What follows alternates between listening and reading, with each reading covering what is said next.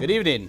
My name is Christopher Viersma. I am the channel coordinator here at Channel 17, Town Meeting TV in Burlington, Vermont.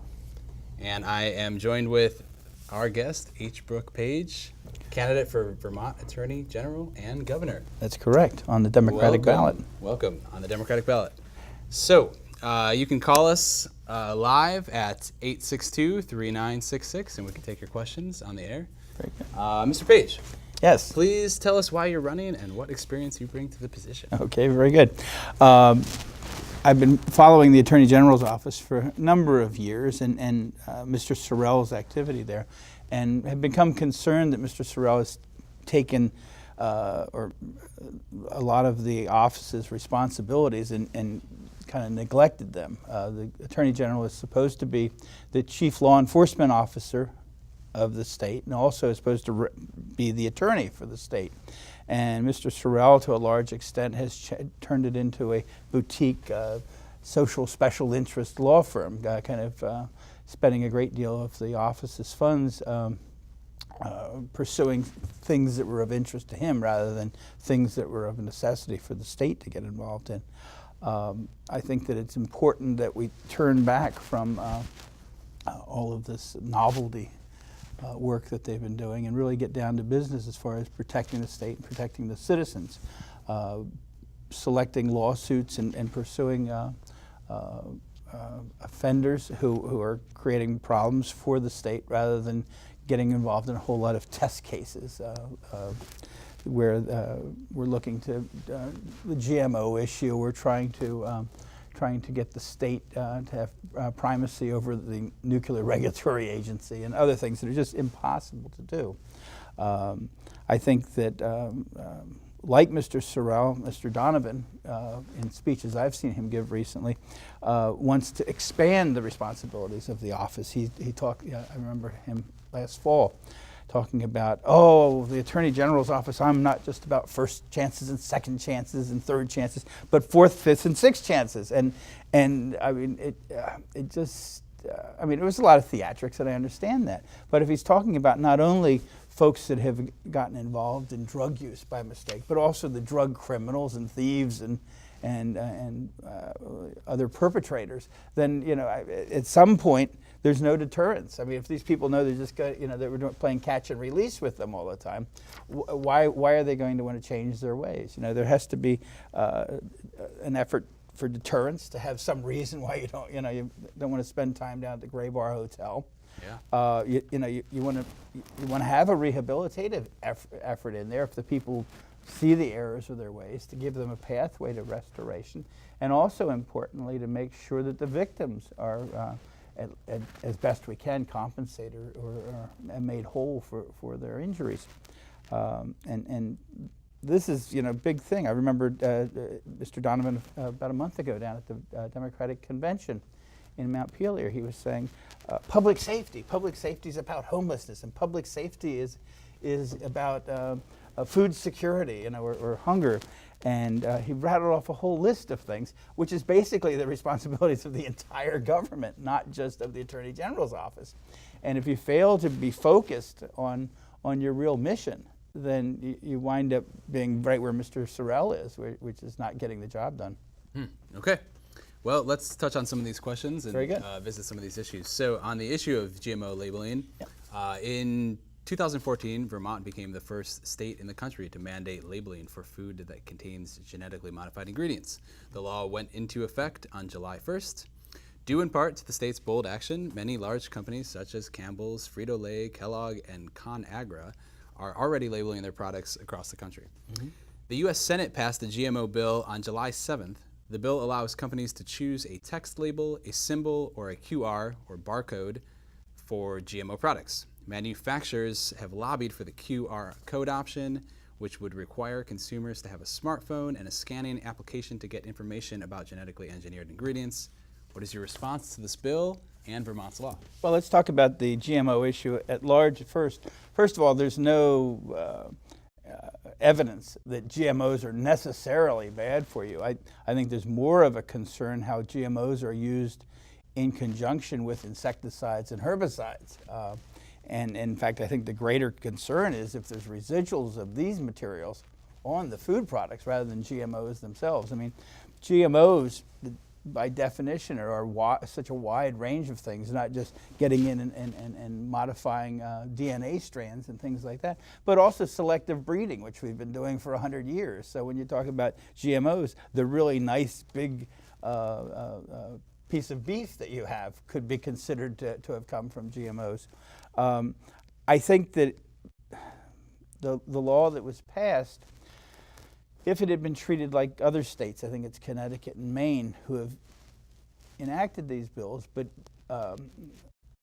required that 4 or 5 other states at least come into the same scenario before they would begin, would have been a far wiser move to make. You know, I mean, the GMO discussion is certainly important. They've been having it in Europe for 20, 25 years. I mean, the term Frankenfood actually comes from the German discussion about GMOs.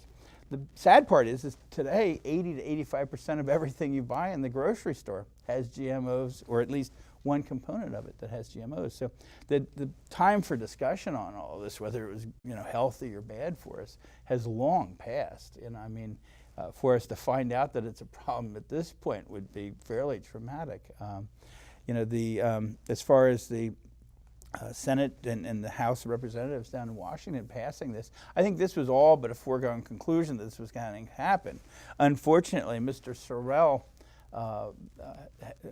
in his suit against the Grocers Association and a long list of other people, Snack Manufacturers Association, wanted to push, this is one of his social agenda, personal things about feather in the hat test cases that he wanted to push. And each one of these, and we've had many before, Vermont Yankee was one, IMS Health, which was about data mining, the Randall case, which was about contributions to political campaigns. All of these, Mr. Sorrell has wanted to take down and personally litigate before the U.S. Supreme Court. Unfortunately, he has never been successful in winning any of these cases. And in addition to the time and expense of the Attorney General's office that's spent, quite often outside consultants and outside law firms have to be hired on. In the GMO case, I think they spent $10 million just as contingency fee to hire some good K Street lawyers to help Sorrell litigate the case if it made it down to the Supreme Court. So when these cases are lost, when Vermont Yankee was lost, not only do we have to lick our wounds for the expenses we've had for the state now has to make up for all of the expenses of the opponent, in that case, Entergy, who I think had spent $20 or $25 million defending themselves. And now, since they're the victor, they get fully compensated for all of their legal expense. And trust me, when these folks know they're going to win, they aren't having lunch at McDonald's on the tab. They're out at a fine restaurant having a $200-300 plate lunch that's being billed to the expenses, because ultimately the state of Vermont's going to have to make them whole for that. I don't know if that fully explains it. Like I said, the Senate bill with the QR codes and all of this, I was actually saying this for quite a while, that you already have barcode codes on the product, and that those barcodes identify that as being a unique product. And certainly with iPhones and things like that can read the QR codes or even the barcode and could interpret what product that was. You could have a wealth of information that could be provided electronically. Now, for people that don't have an iPhone, I still have an old-time flip phone myself. If you remember when they first started no longer having prices on the individual cans and just started having it on the shelf, the grocery store for a period of time had a little barcode reader that you could ask for and go around, and when you were taking the cans off the shelf, read the code to find out how much the price was. And so the grocery stores certainly could have a quantity of these, restricted so it's not a valuable tool that people might want to take on out of the store and use elsewhere, to not only find out what's the ingredients, does it have GMOs in it, but also find out what the price is.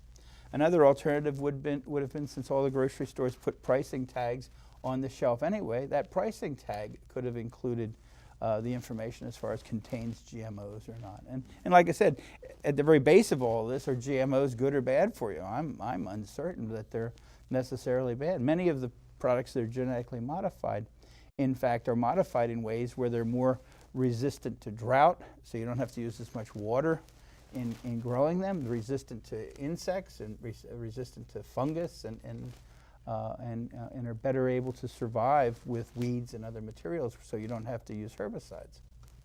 Okay. I killed that. I gave you more than you wanted, I know that, but that's okay. Thank you.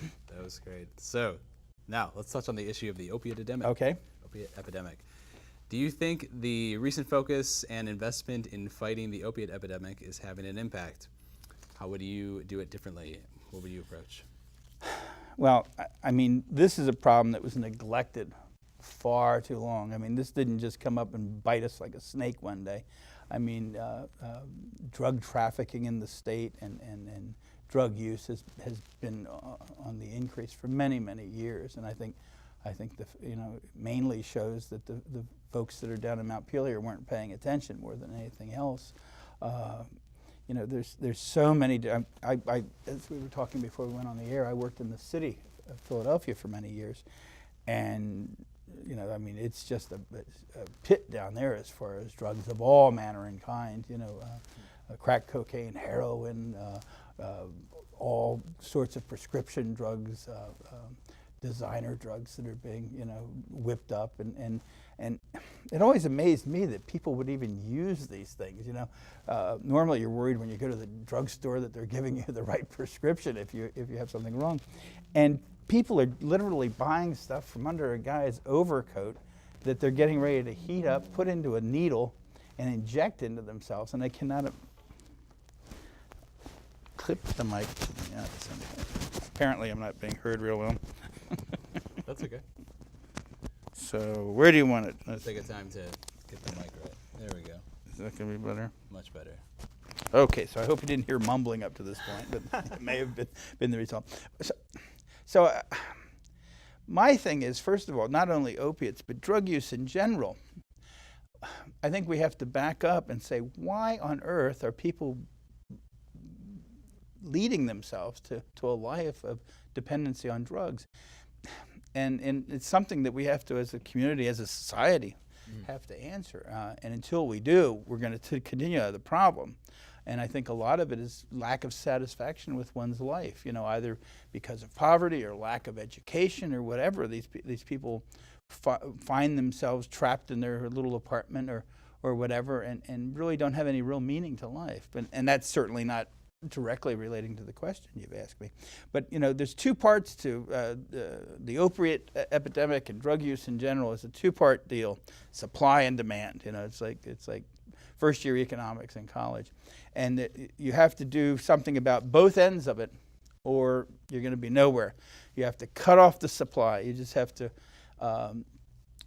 make these things unavailable, and it's not only designer drugs and things that people are making up or smuggling in, but it's also the diversion of prescription drugs that are then sold on the black market as well. I think one step that we could do to really limit the marketplace for the drug dealers is to legalize marijuana.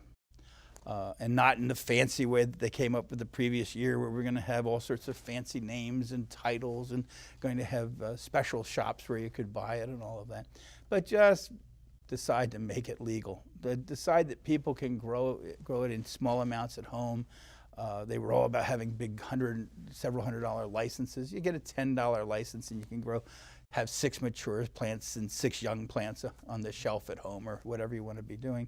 And beyond that, and for people who can't grow it, that the state would make arrangements to have loose leaf and bud available at the state stores, and also possibly manufactured cigarette-like products with marijuana with known potency on them. And that's it, and be done with it. Not have all these fancy hot houses and all of this exotic material, and have $100,000 licenses that are required, and all of this. Just let's get into it plainly and simply, but let's take all of that revenue away from the drug dealers, and I think it'd be much easier to kind of for law enforcement to concentrate in and dry up the rest of the problem. Okay. Okay. So let's talk about the issue of gun violence. Okay. Do you do Vermont laws need new restrictions on access to firearms and or ammunition? And, yeah, I'm a big proponent of the Second Amendment and also Article 16, which is Vermont's state constitutional law that protects the right of individuals to have firearms on hand. So much of this discussion winds up being about hunters' rights and the rights of hunters to go out in the woods with their kids and continue on the heritage and tradition that we have in Vermont. But that's not really the issue. The real reason that we have the Second Amendment and the real reason we have Article 16 is so that an individual can be safe in his home, that an individual can protect himself, his family, his community, his, what do they say, home and hearth from invasion and intrusion, not just by nefarious criminals, but also by an overambitious government, should we get to that point. You know, you have to be able to protect yourself. Out where I live out in the country there in corner of Washington, or in the town of Washington in Orange County. And if we call the police, they will be there promptly in half an hour or so. The nearest locations for us is either the barracks in Bethel or up to Middlesex. The county sheriff's office is just as far away, down in Randolph. And so our little joke in town is, if you're calling the police, remind them to bring the yellow tape and the body bags, because that's about all they're going to be. You call them, and at best rate they're going to be there in a half an hour. The issues are going to be resolved long before they arrive. And so it's important. In our town, virtually everybody has a long gun and a handgun, and we have very few break-ins, because every spring we go out and each of us puts up a bale of hay with a target on it and makes sure that we have properly maintained our weapon, and that we at least are able to hit the side of the bale of hay. And since that's well known throughout the community, we have very little problems with people breaking in or doing nefarious things to the folks in my little community. And I think that's the best thing. In Switzerland, it's a requirement that every family has a weapon in their home in order to protect themselves, and they have very, very low crime in Switzerland. Okay. So the state's attorney budget.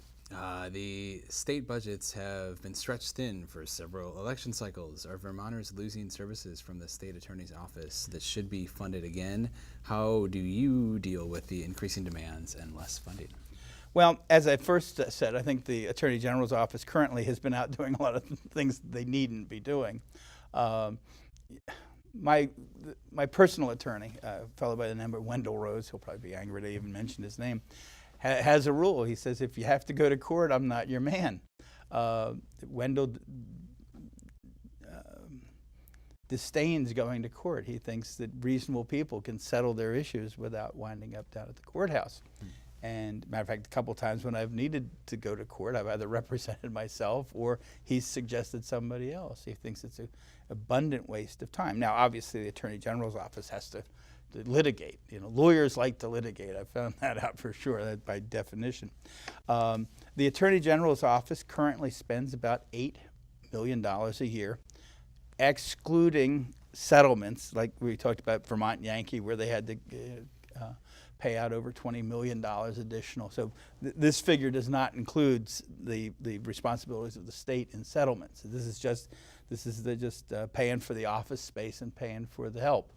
The Attorney General's staff is 80 individuals, including 50 lawyers, assistant attorney generals, and AAGs and things like that. And they have a staff of 30 paralegals, investigators, administrative assistants, and a wealth of other folks that are there. They take up the entire floor of I guess it's the second floor of the Pavilion building. And when you go through their offices, they look like they're operating at a fairly leisurely pace. People that are very busy and hectic have big piles of paper mounted on their desk. And one time recently when I was through the offices there, everything was neat and tidy and the desks were clear. So I don't think they're being overworked. They're paid relatively well. The attorneys that are there understand it's not like being in private practice. You know, it's not like what are the shows, The Good Wife or Boston Legal, where you know there's all sorts of frantic and hectic going on and things like that. And so they're operating in a more relaxed atmosphere, and I think that's part of their compensation. You know, an attorney who's into slip and fall law and things like that, and has lots of out-of-pocket expenses, you know, he's expecting to make $200,000, $300,000, $400,000 a year, and the senior folks at the Attorney General's office with benefits are making about $150,000 a year, and there's lots of folks there. You know, I mean. You know, like I said, I don't think that I haven't never heard the Attorney General complain that he didn't have sufficient money on hand to operate his office. Now, if they started to really get into the trenches as far as getting involved and really shutting down drug crime in the state and getting involved in a lot of more seriously in environmental issues rather than doing a lot of with sue and settle is what it's called, where they have problems or potential problems with other private agencies or things, and they kind of come to an agreement before the court case ever begins to achieve things that the Attorney General's office by themselves could not unilaterally do. If the state's being sued, then they're in the position where they can, you know, come to an agreement, and maybe the agreement would never have come about otherwise. Mm-hmm. Okay, thank you. I believe we have time for maybe one or two more questions. Okay. So once again, we are live, and you can call us at 862-3966 if you have any questions for H. Brooke Paige. So let's touch on environmental protection. Okay. The Environmental Protection Division of the Attorney General's Office litigates environmental cases of statewide importance. In 2012, Vermont became the first state to ban hydrofracking, the controversial practice of extracting natural gas from the ground. Now, landowners and activists across Addison and Chittenden counties are resisting the construction of the so-called fracked gas pipeline by Vermont Gas. What position would you take as Attorney General on this project and its environmental implications? Well, I think there was very little litigation to be done as far as hydraulic fracking in the state, since the state has no natural gas reserves underneath it. So this is, you know, this is one of those touchy-feely, feel-good pieces of legislation. Oh, let's ban something that we'd never conceive of doing anyway. Mm-hmm. Beyond that, you know, we call it fracked gas, but in fact, all it is natural gas, and natural gas is, you know, actually far less polluting than other forms of fossil fuel. It's also less polluting than burning wood. Wood furnaces and wood boilers actually put out a huge amount of carbon dioxide, and they're excused from, you know, we don't look at that because they say, well, it was in the ground and it got in the tree, and now we've burned it and put it out in the air and it's going to go back into the ground again. And it's just kind of a bizarre argument. You know, I mean, I don't have a problem with burning wood, and if we have devices on it to catch the particulates and things like that, I don't think it's really a problem. But neither is really, you know, natural gas. And you know, if there's troubles as far as eminent domain, as far as where you're putting the pipeline, then those need to be worked out. You know, I mean, I just read where there's some little almost extinct daisy that's gotten in the way, and so now they've come to an agreement that they're going to replant them over away from the pipeline. You know, but I think we get involved in a lot of esoteric issues. You know, my big problems are that we're building all of these 500-foot tall industrial wind turbines and putting fields of black billboards out there, solar panels, and wanting to call them farms, you know, because it feels nice, you know. But in the end, we're blasting the tops off of our ridge line, and we're creating real eyesores that are going to become a problem. Mm-hmm. Worse than that, they're actually making our carbon footprint worse, because in order to construct them, the economics of it require that the renewable energy credits be bifurcated off and sold to big polluters down country, so that we can use the money towards financing these things. And so when you look at the big wind turbines, or you look at the black billboards, you have to think that they're spewing, coal or fossil fuels out of the top of them to make the energy, not that they're just sitting there kind of lazily drifting in the wind. So follow-up question is that there is evidence, that if you look at Wyoming or Colorado, places where there is natural gas, that they're actively hydrofracking. There's evidence that the endless list of chemicals that they use in the process is polluting groundwater. So as we construct this pipeline through Vermont, as far as the Attorney General is responsible for litigating environmental cases statewide, what if there was a leak in the pipeline, or the porous concrete leaks these chemicals into our groundwater?